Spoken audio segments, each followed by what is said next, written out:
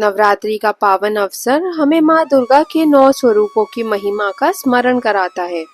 माता दुर्गा के 9 स्वरूपों में 7वें दिन माता कालरात्रि की पूजा की जाती है। नमस्कार दोस्तों, स्वागत है आपका आस्था सूत्र चैनल पर। आज हम सप्तमी तिथि पर पूजित माँ कालरात्रि की कथा लेकर आए हैं। माँ कालरात्रि जो अपने भक्तों के सभी भय दूर करती है और अज्ञान के अंधकार को मिटाती है। उनकी पौराणिक कथा और महिमा को जानने के लिए इस वीडियो को अंत तक देखें। आइए माँ कालरात्रि के दिव्य स्वरूप का वंदन करें और उनकी कथा से प्रेरणा लें। नाम से अभिव्यक्त होता है कि माँ दुर्गा की यह 7वीं शक्ति कालरात्रि के नाम से जानी जाती है, अर्थात जिनके शरीर का रंग घने अंधकार की तरह एकदम काला है। नाम से ही जाहिर है कि इनका रूप भयानक है। सिर के बाल बिखरे हुए हैं और गले में विद्युत की तरह चमकने वाली माला है। अंधकार में स्थितियों का विनाश करने वाली शक्ति है माँ कालरात्रि।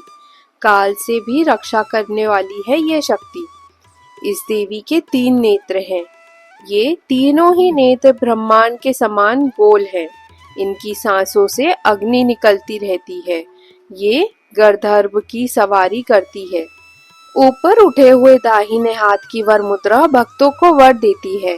दाहिनी तरफ का नीचे वाला हाथ अभय मुद्रा में है, यानी भक्त हमेशा निडर निर्भय रहें। बाई तरफ के ऊपर वाले हाथ में लोहे का कांटा तथा नीचे वाले हाथ में खड्ग है।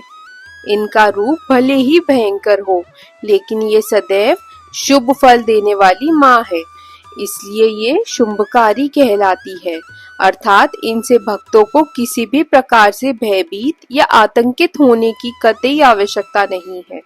उनके साक्षात्कार से भक्त पुण्य का भागी बन जाता है। कालरात्रि माता के विषय में कहा जाता है कि यह दुष्टों के बाल पकड़कर खड्ग से उसका सिर काट देती है। रक्त बीज से युद्ध करते समय माँ काली ने भी इसी प्रकार से रक्त बीज का वध किया था। पौराणिक कथा के अनुसार रक्तबीज नामक राक्षस ने देवता और मनुष्य सभी त्रस्त थे।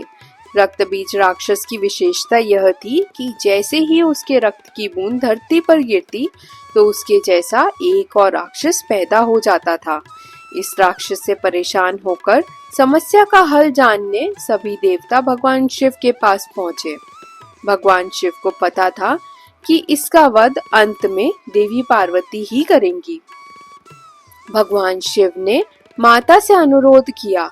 इसके बाद माँ पार्वती ने स्वयं शक्ति व तेज से माँ कालरात्रि को उत्पन्न किया। इसके बाद जब माँ ने दैत्य रक्त बीज का अंत किया और उसके शरीर से निकलने वाले रक्त को माँ कालरात्रि ने जमीन पर गिरने से पहले ही अपने मुख में भर लिया। इस रूप से माँ पार्वती कालरात्रि कहलाई। माँ कालरात्रि की यह कथा हमें सिखाती है कि शक्ति और साहस के साथ हर संकट का समाधान संभव है। देवी ने अपने अद्भुत पराक्रम और तेज से अधर्म का अंत किया और भक्तों को भय मुक्त किया।